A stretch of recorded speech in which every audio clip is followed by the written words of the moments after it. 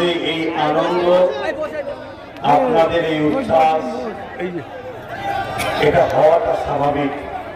কেন দীর্ঘ 10 বছর ধরে চোর, ডাকাত, খুনি, বদমাইশের সরকার চলছে।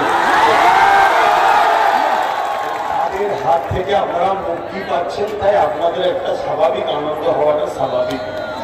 আপনাদের এই আনন্দকে আমি সাধুবাদ জানাই। তবে আজকের যে জনসভা, এই সভাটা খুব গুরুত্বপূর্ণ সভা। এটা কোনো ধর্মীয় সভা নয়।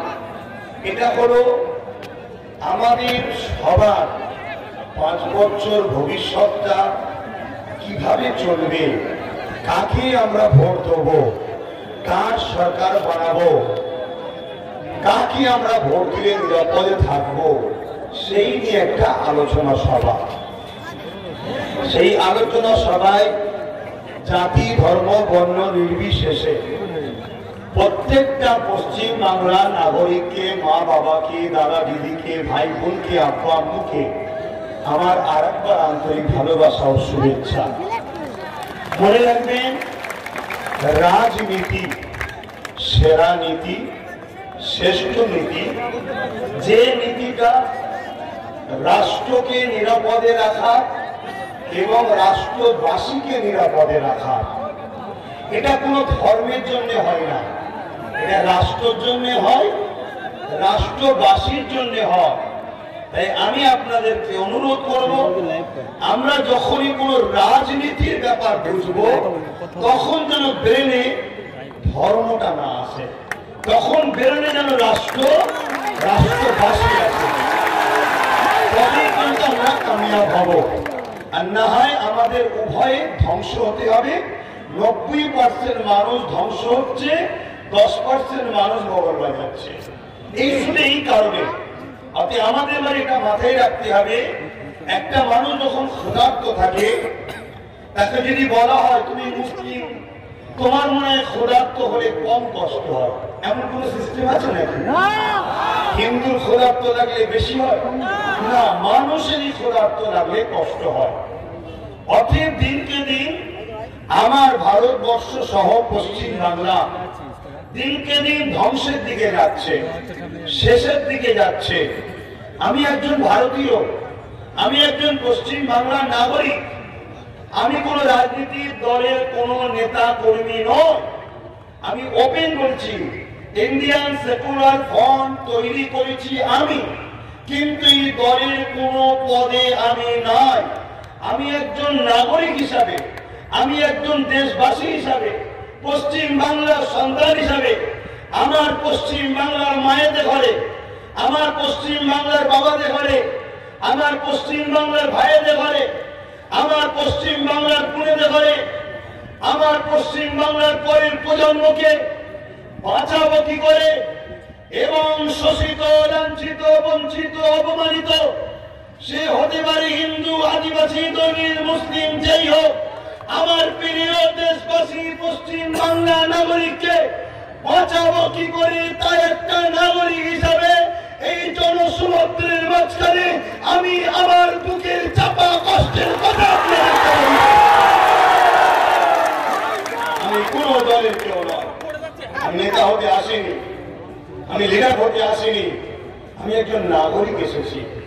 একটা নাগরিকের বলার অধিকার দেশ দিয়েছে না দেয়নি? দিয়েছে না দেয়নি? আমাদের কাছে সবথেকে আগে দেশ আর সংবিধান। কোন নেতা নেতৃত্ব আমাদের কাছে আগে নেতা যখন সংবিধানের মধ্যে দাঁড়িয়ে কথা বলবে, তখন নেতাকে আমরা মাথায় তুলে ইনকিলাব জিন্দাবাদ বলবো। নেতা যখন সংবিধানকে ভুলে যাবে, মাথা থেকে নামিয়ে পাট কাটা। আমার দেশ সবার আগে, আমার সংবিধান সবার আগে। কোন দাদাগিরি চলবে না, কোন ফিরির মোস্তানি চলবে না।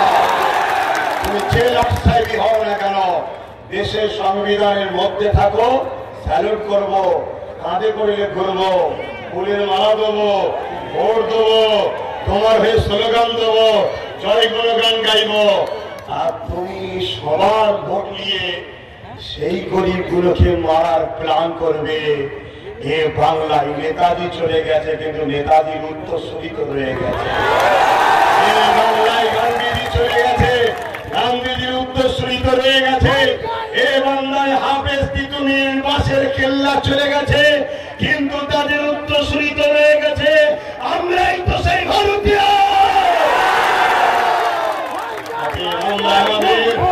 সেই দেশপ্রেমিকদের ঘরে ফলো করি। আমরা আশফাকুল্লাহ খানকে চিনি, আমরা নেতাজিকে চিনি, আমরা গান্ধীজিকে চিনি, আমরা রবীন্দ্রনাথ টেগরকে চিনি, কাজী নজরুল ইসলামকে চিনি, আমরা হাফেজ তিতুমিরকে চিনি। ইনাদের দেখানোর রাস্তা ভ্রাতৃত্বের রাস্তা, মানব বন্ধনের রাস্তা, মিল বন্ধনের রাস্তা, সেই রাস্তায় আমরা চলবো। এই রাস্তাকে যে ভাঙতে যাবে, যত বড়ই তাগক না হোক না কেন, সাদা চামড়ার ব্রিটিশ তাড়াতে পেরেছি, তো ব্রিটিশদের পক্ষে যারা আছে তাদের তাড়াতে সময় লাগবে না। আমি ভোট দিয়েছি, আপনি ভোট দিয়েছি, আমি খুব খুশি। এবারে প্রথম ভোট দিলাম, ভাববেন আপনার তো বয়স অনেক হয়েছে। হ্যাঁ, আমার 35 চলছে। এর আগে ভোট দেওয়ার শখ করেছি, কিন্তু খোঁজ নিয়ে দেখেছি যাওয়ার আগে ভোট হয়ে গেছে। 10 বছর ভোট দিতে পারিনি, কথা বুঝে আসছে। তার আগে পড়াশোনার জীবন ছিল, ওই নিয়ে ব্যস্ত ছিলাম। আমি এবারে ভোট দিয়েছি। আমি কাকে ভোট দিয়েছি? আমি ভোট দিয়েছি সংযুক্ত মোর্চাকে ভোট দিয়েছি। এবার একটা প্রশ্ন, আমি কেন সংযুক্ত মোর্চাকে ভোট দিলাম? আমি আমার ওপিনিয়নটা আমার দেশবাসীর কাছে রাখবো। যদি আপনাদের পছন্দ হয় আমার কথা মানবেন, পছন্দ না হয় আপনারা মানবেন না। এরই নাম তো গণতন্ত্র। গণতন্ত্র তো বিরোধী থাকেন না। দিদির মতো বলে দিয়া নয়, বিরোধী শূন্য করে দেবো। তুমি শূন্য হতে চলেছ, তৈরি থাকো। একই কথা, বিরোধী শূন্য। বিরোধী শূন্য বলে কোন গণতন্ত্র আছে নাকি ভাই? গণতন্ত্রের নামই তো বিরোধী থাকবে, তাকেই তো বলে গণতন্ত্র। আমি আমার রায় রাখবো, আপনি আপনার রাখবেন, উনি উনার রাখবে। টিএমসি কথা বলবে, কংগ্রেস কংগ্রেসের, বাম বামে, বিজেপি আইএসএফ আইএসএফ। কথা বলার স্বাধীনতাটাই নাম তো গণতন্ত্র, তাই তো নাকি? নাইট পেঁয়াজি মুড়ি একসাথে বসে খাওয়ার নাম গণতন্ত্র না। মানুষ স্বাধীনভাবে কথা বলবে, তাকে কেউ রুখতে পারবে না। এটাই হলো ভারতের সৌন্দর্য। কিন্তু বড় দুঃখিত, আজকে আমেরিকায় যান, ব্রিটেনে যান, অস্ট্রেলিয়ায় যান, সৌদিতে যান, ভারতবর্ষের নামটা অপমান করছে একটা লোকেরা। সত্য না মিথ্যা? আমার এই ভারত মাকে যারা অপমান করছে, তোমার মায়ের মতো। মা নয়, আর বুকে আমরা আছি না? নাই, এই বুকে করে তারা আমাকে আগলে রেখেছে। কত ভালোবাসা, কত আনন্দ, কত ঝড় ঝাপটা, তাও পরেও দেখুন আমরা এই জমিনের ওপরে রয়েছি। একটা মায়ের দুটো ছেলে হলে ও মায়ের মাথা খারাপ হয়ে যায়, একদিকে যাই তো একদিকে যাই, ও একদিকে যাই, ঝগড়া করে। কিন্তু আমার ভারতবর্ষ পৃথিবীকে দেখিয়ে দিয়েছে হাজার হাজার বছর ধরে। এ পৃথিবীর আমেরিকা, এ রাশিয়া, এ ব্রিটেন, এ অস্ট্রেলিয়া, এ সৌদি, এ আমেরিকা, এ কুয়েত, তামাম ওয়ার্ল্ড দেখে নাও। আমি ভারতবর্ষ, আমার বুকে হাজার ধর্মের, হাজার কোয়ালিটির সন্তান আছে। কোনদিন ভেবনা হতে দিইনি, আমি সব জেনে রয়েছি। কিন্তু পদ্ম ফুল এসে সেই ফেতনার বীজটা রোপণ করছে। তাই পদ্ম ফুলকে আমি ভোট দিইনি, আর দিতেও বলবো না। তাই আমি সংযুক্ত মোর্চাকে ভোট দিয়েছি। দেশের পক্ষে দিচ্ছি না, বিরুদ্ধে। পদ্ম ফুলকে ভোট আর কেন দিইনি? পদ্ম ফুল বলেছে, কথা করেছিল 7 বছর আগে, আমাদের সরকার হলে প্রতি বছরে 2 কোটি করে চাকরি হবে। হয়েছে? উপরন্তু 7 বছরে কম বেশি 20 কোটি যুবক যুবতীরা চাকরি হারা হয়েছে। ঠিক না বেঠিক? পদ্মফুল বলেছিল কালো ধন আসলে নোটবন্দি করব, কালো ধন আসবে, দেশে দাঙ্গা ফাসাদ বন্ধ হয়ে যাবে, সন্ত্রাস কমে যাবে, সেনা মারা বন্ধ হয়ে যাবে।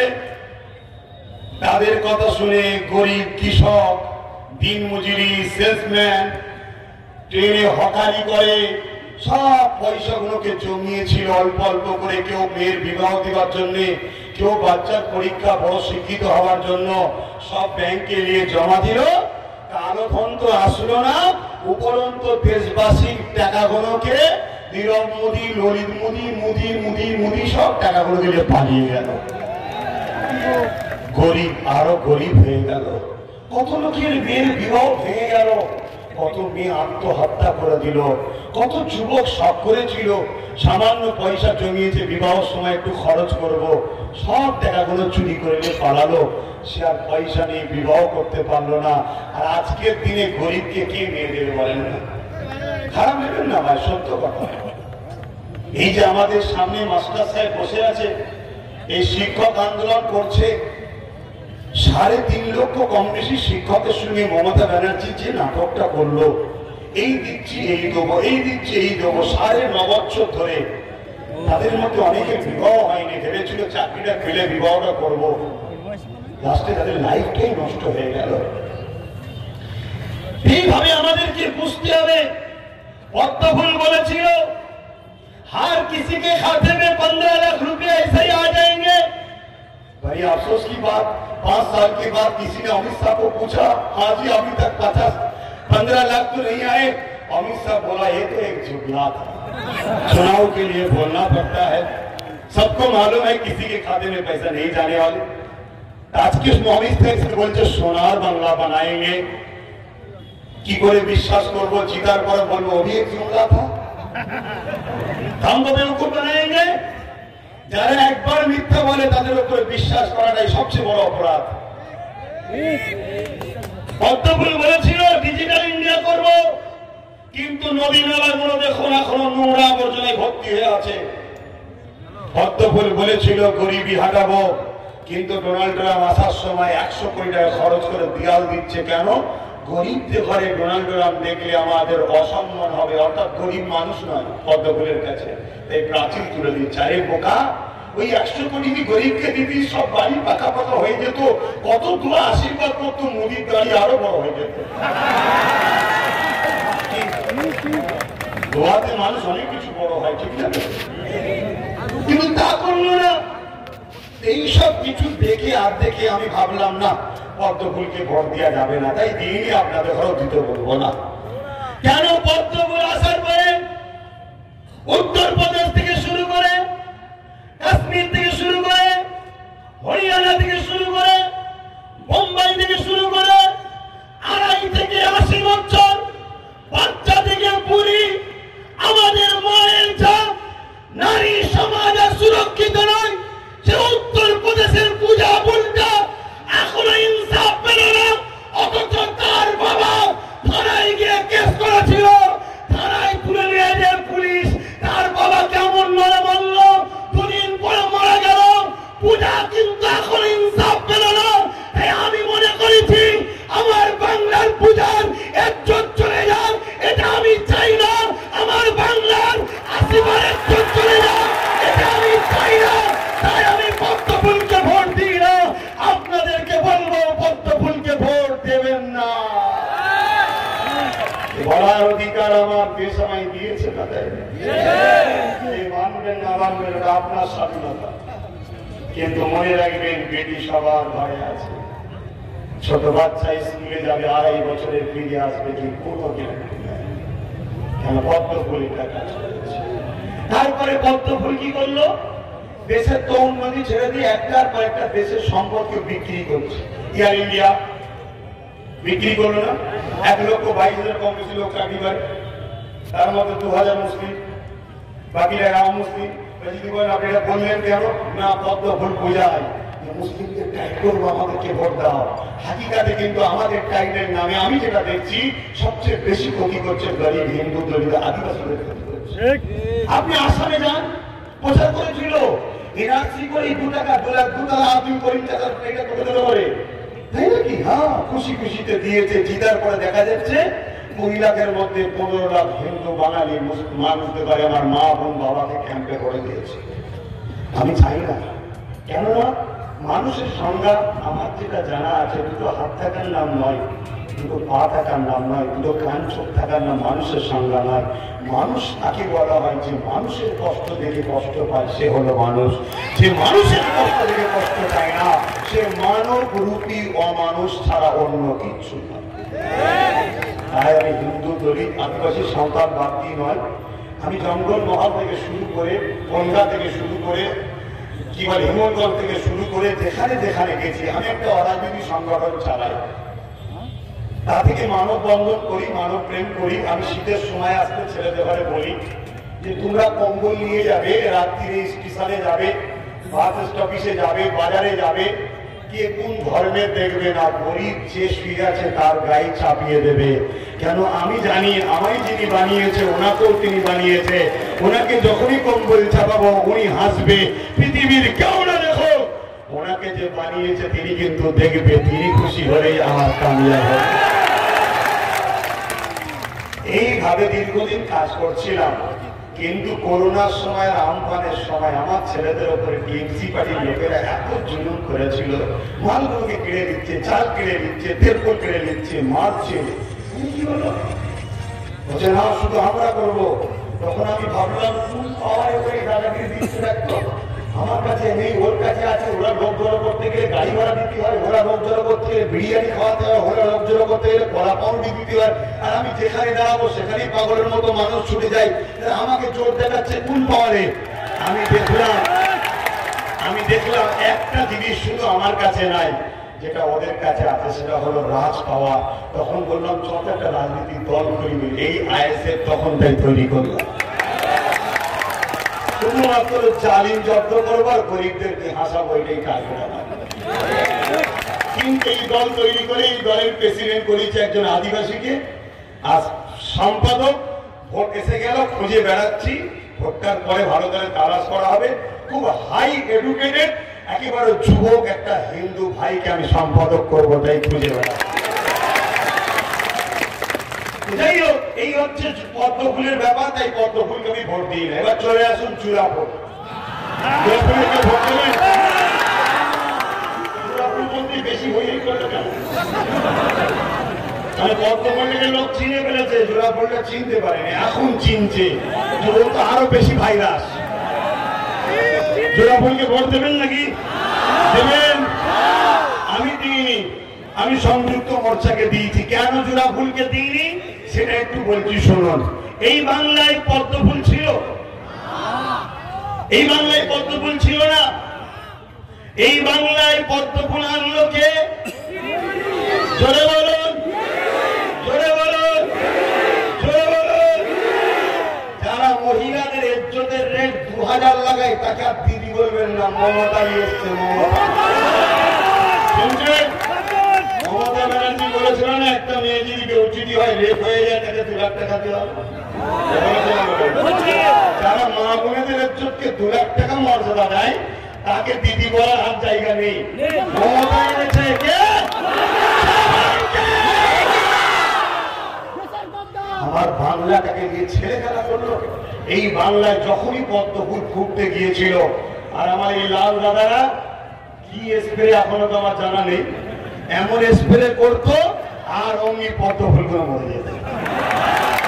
ও ফুল আর ফুটাতে পারেনি, যতই চেষ্টা করে ফুটাতে পারেনি। লাস্টে 1998 মমতা ব্যানার্জির সঙ্গে পদ্মফুলরা কন্ট্যাক্ট করে। মমতা ব্যানার্জি বলে যে আমি তোমাদের কি করছি, ভালো আছেন তো? ঠিক আছে, আমি যদি ক্ষমতা এসি তোমার দোকান করে দেবো। ক্ষমতায় না এলেও তোমাকে আমি 2 মাস করে একটা দোকান করে দেবো। একটা দোকান খোঁজো, ক্ষমতায় না এলে দেবো তোমার।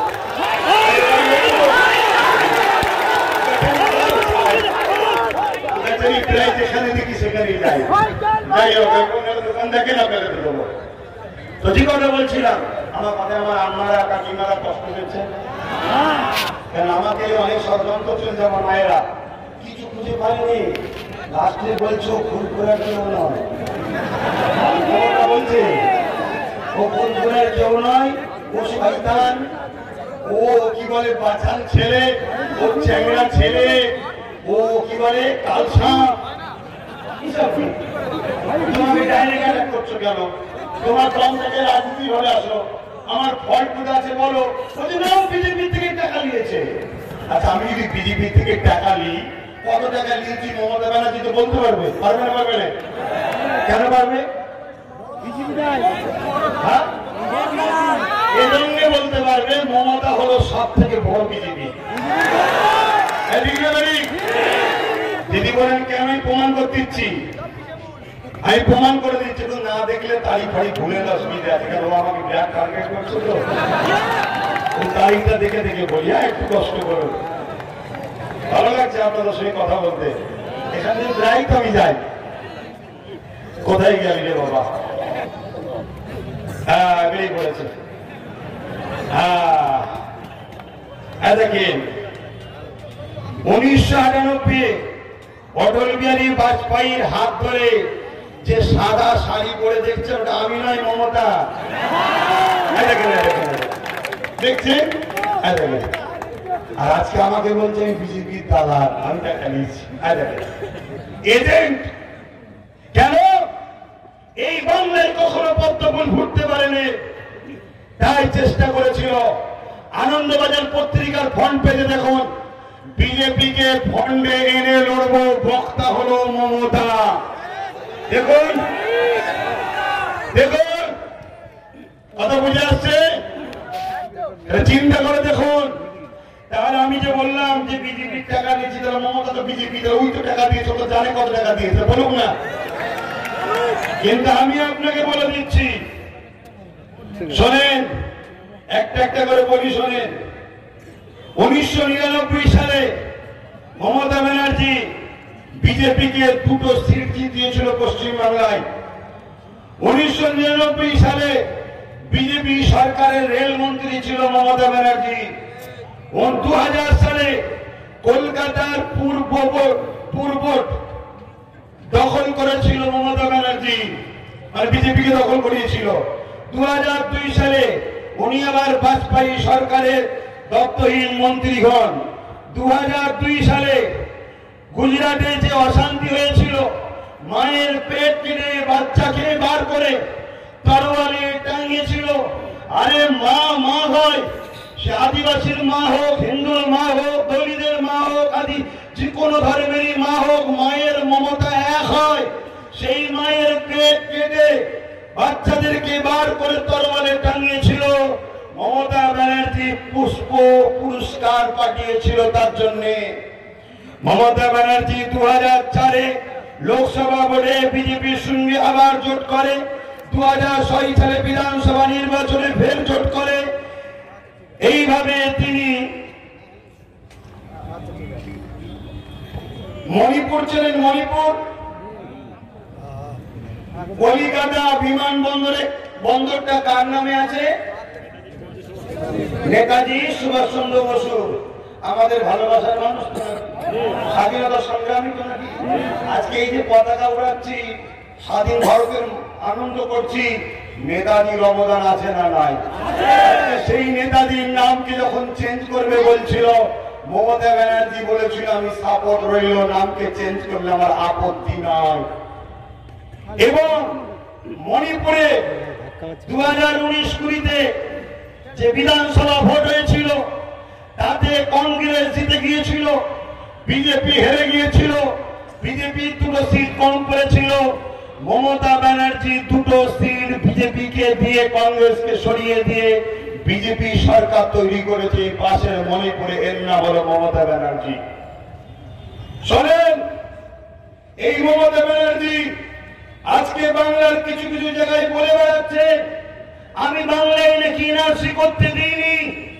আমি আজকে আপনাদেরকে বলি, আমি সিএএ নাগরিকত্ব যে অ্যাক্ট তৈরি হয়েছে, আমি ওই অ্যাক্টের বিরুদ্ধে নয়, এটা আমার ব্যক্তিগত মত। তবে কোন জিনিস শর্ত চাই, বাবার নাম কি, কাগজ দাও আর দাও, ওর জন্য আমি বিরোধী।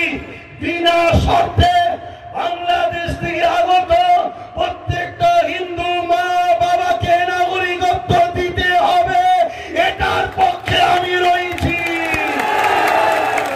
কিন্তু তুমি নাগরিকত্বের নামে কে কোথায় আছে ধরার জন্য ফর্ম ফিল আপ করাবে ওর বিরুদ্ধে আমি কেন কতজন এসেছে সরকারের কাছে হিসাব নেই কথা বুঝছেন না খুব সাবধান কেননা আসামে কিন্তু ওইভাবেই ধরেছে চলে আসুন মমতা ব্যানার্জি বলছে আমি এনআরসি এর কিভাবে এনপিআর এর বিরুদ্ধে আমি বন্ধ করেছি মিথ্যা কথা বলছে 2005 সালে স্পিকারের মুখে সর্বপ্রথম কাগজ ছুঁড়ে মেরে বলেছিল বাংলাদেশি ঘুষপেটিদের ঘরে বার করতে হবে বাংলায় এনআরসি করতে হবে এটা মমতা ব্যানার্জি বলেছিল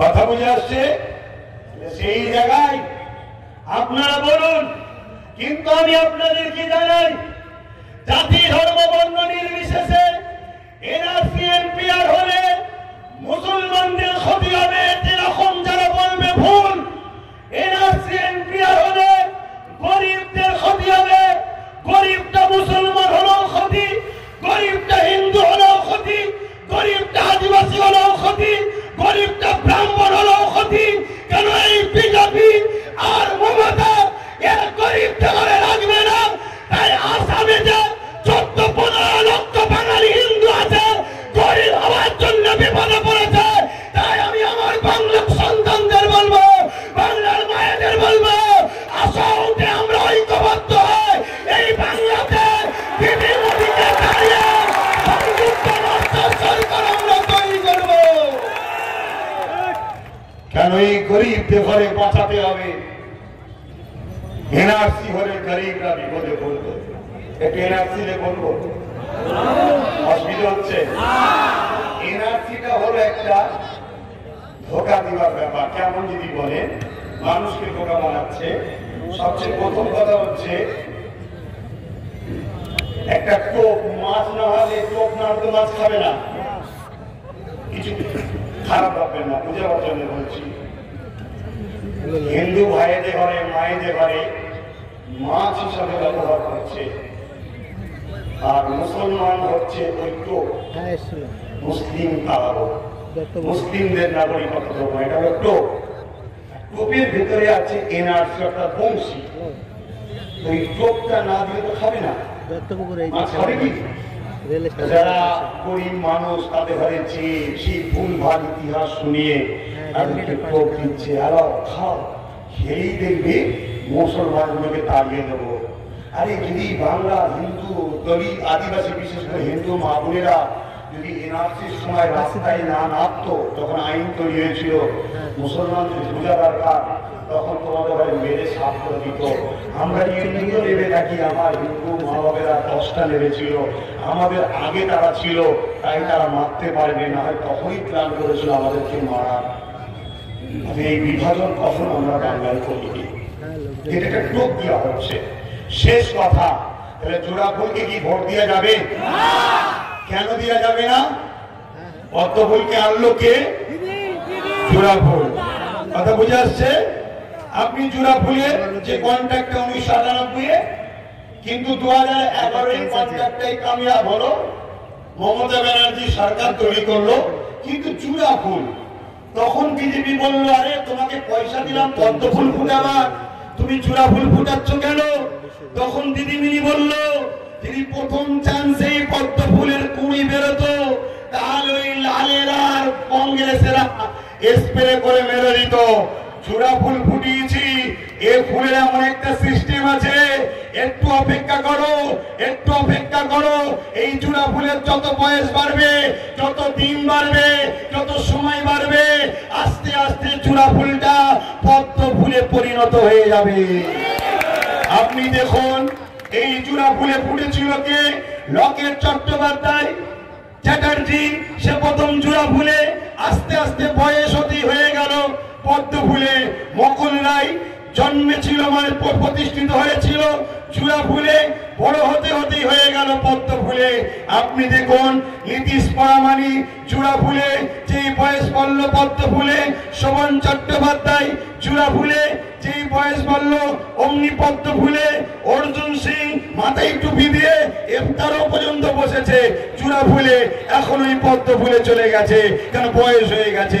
মনিরুল ইসলাম চূড়া ফুলে, লক্ষুন্না কি বলে বয়স হতেই চলে গেল পদ্ম ফুলে।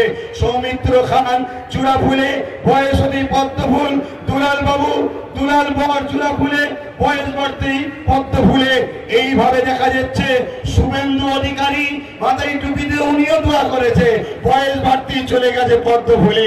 রাজীব ব্যানার্জি চূড়া ফুলে বয়স বাড়তেই পদ্ম ফুলে। অতি আপনার এলাকায় যারা এখনো চূড়া ফুলে দাঁড়িয়েছে এদের বয়স এখনো হয়নি, 21-এর ভোটটা নিলে বয়স বেড়ে যাবে, অমনি দেখবেন পদ্ম ফুলে সব পাওয়া। আমি বলিনি দিদি মমতা ব্যানার্জি খোদ নিজে বোঝাচ্ছে, আসল কথা আমরাও তো ভালোবেসে ফেলেছিলাম, ক্ষমতার পিছনে যে কি ছিল এখন তো বুঝতে পারছি। মমতা ব্যানার্জি বলছে নিজে যে আমাকে 200-র উপরে সিট দিন, তাই আমি আশঙ্কা করছি আমার দলে এখনো কিছু গদ্দার আছে যারা জিতার পরে প্রচুর টাকায় বিজেপির কাছে বিক্রি হয়ে যাবে। তাহলে আমি প্রত্যেকটা মানবতা প্রেমিক মা বাবাকে, ভাই বোনকে, প্রতিটা মানবতা প্রেমিক দাদা দিদিকে আমি বলবো, যারা সম্প্রীতি চান, ভ্রাতৃত্ব চান, ঐক্য চান, মিলবন্ধন চান, আতঙ্ক না ছড়াতে চান, এলাকায় শান্তিতে থাকবো, কলকারখানা চাই, জীবন জীবিকা উন্নয়ন চাই, যুবক যুবতীদের কর্মসংস্থান চাই, তাদেরকে বলবো যারা বিজেপিকে রুখতে চান তারা চূড়া ফুলে ভোট দিয়ে ভোটকে নষ্ট করবেন না। কারণ মমতা ব্যানার্জি খোদ নিজে বলছে আমার দলে গাদ্দার আছে, গাদ্দারকে ভোট দিয়ে দেশের উন্নতি হবে না। তাই আপনারা ভোটকে নষ্ট না করে সংযুক্ত মোর্চাকে ভোট দিন। আমাদের জামাল উদ্দিন সাহেব এনাকে নাম চিহ্নে বিপুল ভোটে ভোট দিয়ে জয়যুক্ত করুন, এটুকু আপনাদের কাছে আশা রাখবো। কেন সংযুক্ত মোর্চা জিতা মানে কলকারখানার কথা বলবে, বেকার যুবক যুবতীদের চাকরি বাকরির কথা বলবে, ঘুমটা দিয়ে নামাজেও যাবে না, আর টুপি মাথায় দিয়ে মন্দিরে গিয়ে ভণ্ডমি করবে না। যদি বলেন কেন, আরে এখান থেকে যদি না হয় তাহলে যে তোমার কি লাভ হলো? তুমি কোনোদিন যাওনি, ভোটের সময় ঢুকে বললে কেন? শুধুমাত্র হিন্দু ভাইদের ঘরে বোকা বানাবার জন্য ঠাকুরটাকে ব্যবহার করো। কথা বুঝছেন না, বোঝেন না? তুমি কি সারা বছর কই কোনোদিন যাও না তো? আর তুমি ঘুমটা দিয়ে কোনোদিন তো মসজিদে সারা বছর আসনি, হঠাৎ করে ভোটের সময় ঢুকলে কেন? শুধুমাত্র মুসলিমদের ধর্মটাকে ব্যবহার করছে ভোটের জন্য। কি গো আমার মা বাবারা, ভুল বললাম? এই ড্রামা যারা করে ধর্মকে নিয়ে, ধর্ম তো ভালোবাসার জিনিস, হিন্দু মা বাবের কাছে তাদের ধর্ম প্রিয় জিনিস। আমি ড্রামা করতে পারি না আপনার ধর্মকে নিয়ে, ঠিক তেমন আমার তো আমার কাছে প্রিয় জিনিস। কেউ ড্রামা করুক ওটা আমি পছন্দ করি না। আরে প্রকৃত সেকুলার তো সে মন্দিরের পাশের গরিব ছেলে মেয়েগুলোকে কর্মসংস্থান যদি দেয় তবেই জানবই মুসলমানটা সত্যি হিন্দুকে ভালোবাসলো। আর ঠিক তেমনি কোন হিন্দু যদি সত্যি সেকুলার হয়, মুসলমানকে ভালোবাসে, তাহলে মসজিদের পাশের ওই গরিব ছেলে মেয়েগুলোকে চাকরি দিক না, তবেই জানবো প্রকৃত সেকুলার। ঠিক না বেটি? আমরা কর্মসংস্থান চাই। এই জায়গায় আমাদের এই ঐক্যকে আপনারা নিজেদের মূল্যবান ভোট দিয়ে জয়যুক্ত করবেন। একটা শেষ কথা, সেই কথা হলো এটাই, আপনারা অধিকার চান না ভিক্ষা চান। আমার বাড়িতে কেউ আসলো, আমি 500 টাকা দিলাম, 200 টাকা চাইলে 500 টাকা দিলাম, এটা অধিকার না ভিক্ষা? আর কেউ বাড়িতে আসলো 200 টাকা চাইলো, আমি বললাম 200 টাকা দেবো, আমার এই কাজটা করে দেবে। কোনটা? আগে যাকে কাজ দিলাম তাকে ইজ্জত দিলাম না যাকে 200 টাকা চাইলো 500 টাকা ভিক্ষা দিলাম তাকে অপমান করলাম? যাকে 500 দিলাম তাকে অপমান করলাম কেন? ও যখনই আমাকে দেখবে তখনই বলবে স্যার ভালো আছেন, স্যার ভালো আছে কেন? 500 টাকা আমার ভিক্ষা দিয়ে বসে আছে। আর এই 200 টাকা যাকে দিয়েছি কাজ করিয়ে বুক ফুলিয়ে যাকে খেটেছি তাই পেয়েছি, আমাকে দয়া করে দেয়। মমতা ব্যানার্জি বলছে ঘরে ঘরে রেশন পৌঁছে দেবো, এই ঘরে নয়, এখান থেকে নিজে ক্যাম্পে ভরবে, ক্যাম্পে দেবে। কেন স্বাস্থ্য সাথীর নামে এনপিআর হয়ে গেছে আমার ডাউট হচ্ছে। দিদি বলেন কেমন করে? কেন এনআরসি করার আগে এনপিআর করতে হবে, ডকুমেন্টস লাগবে, প্রমাণ লাগবে, এটা ভুলে যান, এটা ভুলে যান। আপনারা শহরতলির মানুষ, অনেক বেশি আপনারা জ্ঞান বুদ্ধি রাখেন। ছোট্ট কথা ভালো করে বুঝে নেন, স্বাস্থ্য সাথীর নামে 10 কোটি লোককে বলছে 5 লাখ টাকা দেবো। বলুন তো আমার টাকার প্রয়োজন আছে? যেসব দাদাদের এইসব বাড়িটারি আছে তাদেরকে মহান ষোড়শটা অনেক অর্থ দিয়েছে, তাদের কি প্রয়োজন আছে? বুঝুন তাদেরকে না দিয়ে ফুটপাতে পড়ে থাকাটাকে 10 লাখ টাকা দে না, ও ঘর করুক, একটা চায়ের দোকান করুক, কারবার করুক, লাইফটা তৈরি হয়ে যাবে। ঠিক না? কারবার দেবে না, উনি বলবে 10 কোটিতেই আমি 5 লাখ দেবো। আমার ডাউট হচ্ছে এই সুযোগে মানুষের ডকুমেন্টস গুলো নিয়ে নিচ্ছে, এনপিআর এর কাজটা হয়তো আগিয়ে দিল। দ্বিতীয় নম্বর, আচ্ছা বলুন তো, এখানে অনেক দাদা দিদি আছেন, পড়াশোনার ছাত্রছাত্রী আছেন, 10 কোটি লোককে 5 লাখ করে দিতে গেলে কত টাকা লাগে? দিদিমণি তো সরি মমতা ব্যানার্জি তো বিল পাস করেছে, বাজেট পাস করেছে 8,500 কোটি টাকা। আমি রাউন্ড ফিগারে আরো 1,500 নাই ঘুরিয়ে দিলাম, 10,000 কোটি টাকা। 10,000 কোটি ভাজিত 10 কোটি যদি হয়, একজন 5 লাখ পাবে না 1,000 পাবে? কত বড় মিথ্যু! আমার বাড়ি থেকে 7 কিলোমিটার দূরে গিয়ে বলছে ফুরফুরায় আমি রেল করে দিয়েছি। আপনারা কাকিমারা কখনো ফুরফুরায় গেছেন? যারা জানবে তারা কি ভাববেন? রেল হয়ে গেছে। শুধু বলছে মোল্লাদের 99% করে দিয়েছি, বলছে না বলেন? কোথায় কিছু নেই, হঠাৎ করে বললো। এটা মন দিয়ে শোনেন, দুর্গা পুজো বিসর্জন বন্ধ থাকবে কেন? দিদিমণি থাকবে না কেন? কেন বন্ধ হবে? উনি বলছেন না, মুসলমানরা মহরম করবে।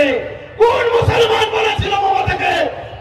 কে বলেছিল আজকে মহরম হবে, দুর্গা বন্ধ থাকবে? এইগুলো বলে বিভাজন তৈরি করে বিজেপি এনেছে মমতা।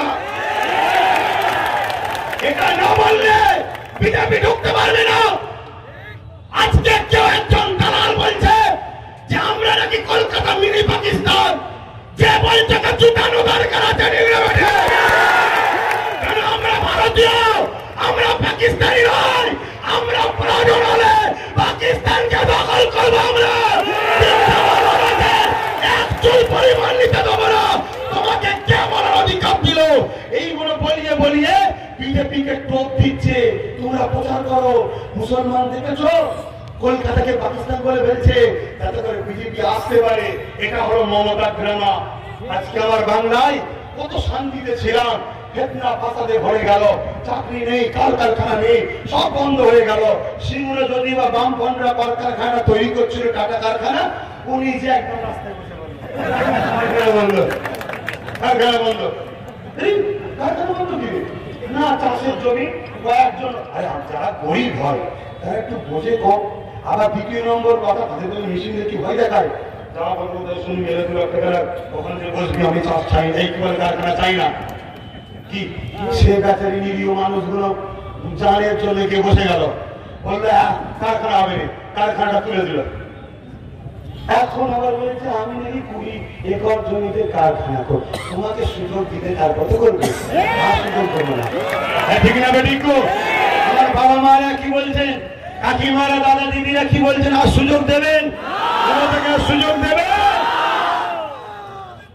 বুঝাবার চেষ্টা করুন, বোঝার চেষ্টা করুন। কে বলছেন না ঢেলে গেছে তার কেটে গেছে, আমি জানি না ভাই। কিন্তু আমি যে কটা কথা বলেছি, একটা কথা ব্যক্তি আক্রমণ করেছি কি? প্রত্যেকটা প্রমাণ দিয়ে দিয়ে বলেছি। আজকে একটা কারো সাহস ছিল না ওনার বিরুদ্ধে কথা বলার, বললেই মিথ্যা ক্যাডার কেস, মিথ্যা ক্যাডার কেস। আমি শুধু কলকাতায় গিয়ে 3টে কথা বলেছিলাম মিডিয়াতে, কি দিদি মানুষ তো আপনাকে ভালোবাসে, আপনি মানুষের হয়ে সুপ্রিম কোর্টে একেবারে জেল আর লোকসভাতে যে 8 জন ভোট না দিয়ে চলে এলো ওই কারা কানুনের বিরুদ্ধে ওদেরকে বাদ দিয়ে নতুন করে দাঁড় করেন, আমরা জিতাবো। দ্বিতীয় নম্বর হলো বিধানসভাতে আপনার তো 250-এর উপরে এমএলএ, আপনি এবং বামেরাও বলতে সাপোর্ট করবো কংগ্রেস, আপনি তাদেরকে ডেকে একটা রেজলিউশন বার করে সুপ্রিম কোর্টে যে কেস করুন যে আমার বাংলায় কোনো এমপিআর হতে দেবো না। পরের দিকে রাত্রিরে দেখি এবিপি নিউজে বলছে আমি কিভাবে বাংলা চালাবো বলতে হবে। আর রাত 15-র সময় স্বাধীনতা সংগ্রামী আমার দাদুর বাবা আবু বকর সিদ্দিক, তিনি ফ্রিডম ফাইটার ছিলেন, নেতাজির সাথে গান্ধীবাবুর সাথে আশফাকুল্লাহ খানের সাথে একসাথে বসে মিটিং করতেন অক্সফোর্ড ইউনিভার্সিটি ক্যাম্পাসে, আমার ওনার রিসার্চ হয় এখনো, অথবা ওই ইতিহাস তো ছাপা হয়ে গেছে। তিনার বাড়িতে পরাধীন ভারত পুলিশ পাঠাইলে এই মমতা ব্যানার্জি রাত 15-র সময় হাজার হাজার ফোর্স চতুর্দিকে ঘিরে একটা প্রধানমন্ত্রীকে ধরতে অত পুলিশ পাঠায়নি, এত ভোট পাঠিয়েছে, পাঠিয়ে আমার দরজায় লাঠি মেরে কিছু গাড়ি গালার দিয়ে 10-15 মিনিটের মধ্যে অসফল নিয়ে গেছে। চিন্তা করুন, চিন্তা করুন আমার সাথে এই ব্যবহার করে। তখন আমি ভাবলাম গ্রামের নিরীহ গরিব বাবা মা কাকা কাকিমা ঠাকুমারা দাদুরা কাকুরা দাদারা দিদিরা কি কষ্টে তাহলে আছে, কেউ তো কথা বলতে পারছে না। তখন আমি প্রতিজ্ঞা নিলাম এর ভাঁড় ভেঙে ফেলবো, যে পুরো ড্রামা করছে, এ পুরো নাটক করছে।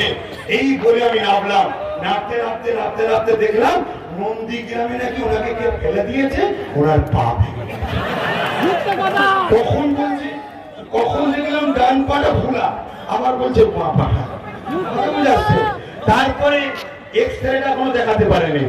তারপরে যখন কোন টেবিলে পা তুলছে ধরে ধরে ধরে ধরে আস্তে আস্তে তুলছে। আচ্ছা ধরুন আমার পায়ের এই জায়গায় কোনো জায়গায় ভাঙা আছে, প্লাস্টার করা আছে, আমাকে পায়খানাটা খুলে দেখাতে হবে না? উনি শাড়িটা খুলে দেখে দেখে ঘুরে বেড়াচ্ছে, মানে এক দিচ্ছে। আমার মায়েরা, আমি খোড়া মানুষ, আমাকে ধরতে দিও। মানুষের সিম্পি দিয়ে খেলা করছে, মানুষের সিম্পি দিয়ে খেলা করছে। শুনছেন না শোনান নেই? যে মানুষটা মানুষের সিম্পি দিয়ে খেলা করে তাহলে সে মানুষের জীবন দিতে পিছপা হবে? কথা বলেন। আমাকে মাঝে মাঝে হুমকি দিচ্ছে, আমি দেখে দিবি যা যা। আমি এতটুকু জানি কাপুরুষরা বারবার মারে, বীর পুরুষরা একবার। কোথায় কিছু না, সে অমিতাভ দাদার কথা মনে আছে? অমিতাভ দাদা, হ্যাঁ পুলিশ অফিসার ছিল না? আরে দিদি তাকে পাঠালো না, বুলেট প্রুফ জ্যাকেট দিয়েছে। এখানে যত প্রশাসন বন্ধুরা আছে সবাইকে উদ্দেশ্য করে বলছি, আপনারা শুনুন, আপনারা শুনুন, আপনারা শুনুন। এই মমতা ব্যানার্জি অমিতাভকে ধরার জন্য, বিমল গুরুকে ধরার জন্য অমিতাভ দাদা গিয়েছিল। সেই বিমল গুরুমের দুষ্কৃতীদের হাতে গুলি খেয়ে মারা গেল, ময়া কাদা কেড়ে নিয়ে যারা আমার প্রশাসন বন্ধুদের মারল তাদের সঙ্গে মমতা ব্যানার্জি জোট করেছে। কেন? আমার গদি চাই পুলিশ মরছে মরুককে যান, কিন্তু আমরা তো নেমা খারাম কাপ্তান নয়, আমরা প্রশাসনদের ভালোবাসি। যারা প্রশাসনদের খেলা করে তাদেরকে একটা ভোট আমরা দেবো না, ঠিক না বেঠে? আজকে পুলিশ মেরে দিয়ে রাজনীতি করছে। বন্ধুদের বলবো, কালকে এরা নিজের ভাইপোকে বাঁচাতে গিয়ে তোমাদের আরো কাউকে মেরে দিতে পারে। অতএব নিরপেক্ষ থাকুন, আর না হয় আবার টেবিলে তলায় করতে হবে আপনাদের। দেখেন না একটা টিএমসির নেতা দিয়ে পুলিশকে চট মূল্য এই গায়ে জামাটা আছে, প্রশাসন আমার দেশের সম্মান তো নাকি? আমার দেশের সম্মান অপমান করছে আমরা দেশবাসী বসে বসে দেখো। দেখুন আমাকে নিয়ে কিন্তু অনেক চক্রান্ত চলছে। আমার ভিডিওগুলোকে, আমার বক্তব্যগুলোকে আগে কিছু করে কাটিং করেছে, কাটিং করে করে ছড়াচ্ছে। দেখো আব্বাস কি বলছে, আর সেই আব্বাসকে বাম কংগ্রেসরা নিয়েছে, কেউ আমায় নেয়নি। আমি একজন নাগরিক হিসাবে এখানে দাঁড়িয়ে কথা বলছি। এই দলের প্রেসিডেন্ট যে সেগুলো আদিবাসী, আমি না, শিবন সোরেন। কথা বুঝে আসছে? কিন্তু আজকে বললাম, আমি ধরুন বললাম যে মমতা ব্যানার্জি 10 বছরে ছাগল পুষতে ভালোবাসে, তাই ছাগল পুষেছিল। এখন কেউ মমতা ব্যানার্জি রাখলো, 10 বছরটা বাদ দিল, ছাগলটাকে রাখলো, পুষতে বাদ দিল, তাহলে কি হবে? ওটা আমি বললাম টেকনোলজির দুনিয়া এটা হয় না, হয় না? এইভাবে কেটে কেটে কেটে কেটে কেটে কেটে কেটে কেটে ছড়াচ্ছে। আবার বলছে উনি নাকি মহিলাদেরকে অসম্মান করে, অথচ উনি 2000 টাকা রেন্ট, 2 লাখ টাকা রেন্ট দিয়েছে বেউচুতি হলে। আর আমি কি বলেছি? গলা ফাটিয়ে ফাটিয়ে বাংলায় ঘুরছি, নারীদের ঘরে যে বেউচুতি করবে, হত্যা করবে, তাদের একটাই শাস্তি, ফাঁসি, ফাঁসি, ফাঁসি, ফাঁসি, ফাঁসি। আরে 2-10 টাকা ছুঁয়ে একবার দেখেন, দেখবেন সব ঠান্ডা চোখ তুলে তাকাবে। 2-10 টা ছুড়ালে কথা বুঝছেন না? বললেন না আমার মা আছে, এমন অবস্থা যেমন মহামণি হয়। কারণ পৃথিবীতে যত মানুষ আসছে সবার শুরু কিন্তু একটাই বাবা, একটাই মা থেকে হয়েছে। অথচ যে ধর্মেরই হোক, আমারই মায়ের ছেলে তারা, আমারই বাপের ছেলে তারা, আর আমিও সবার বাপ মায়েরই ছেলে। আমাদের মধ্যে কোনো বিভাজন নেই। এটা ঠিক না বেঠিক? মানুষ যদি মানুষকে না ভালোবাসতে পারি তাহলে কি হবে? আপনারা অনেক ধৈর্যের পরীক্ষা দিলেন। তা আমি শেষ কথা বলবো, তাহলে পুরো বইকে দেওয়া যাবে। আমার কাকিমারা এখন বলতে বলছে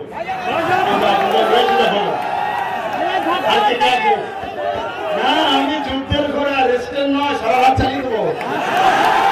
আপনারা পারবেন কি? দেখো আপনারা কিছুক্ষণ পরে বলবেন। সংযুক্ত মোর্চার লোক জড়ো করার জন্য নায়ক নায়িকাকে ভাড়া করতে হয় না। আমরা খেলে দেওয়া দিন মজুরিরাই যথেষ্ট। আমরা যারা দেশপ্রেমিক, আমরা যারা নিজেদের সংসার গুছোচ্ছি, নিজেরা নিজেদের বাংলাকে নিজেদের পরিবার মনে করেছি, নিজের দেশকে নিজেদের পরিবার মনে করেছি।